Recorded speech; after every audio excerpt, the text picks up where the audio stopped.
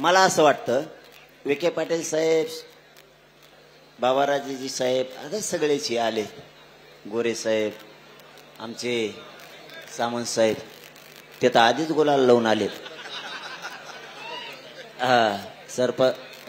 सरनाईक साहेब,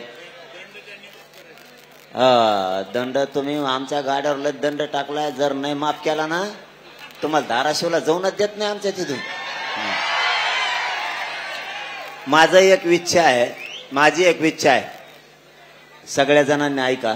मला वाटतं उपमुख्यमंत्री केलं काम सगळं विखे पाटील साहेबांनी, त्यांना श्रेय 100% दिलं आणि त्यांची मंत्रिमंडळाची टीम.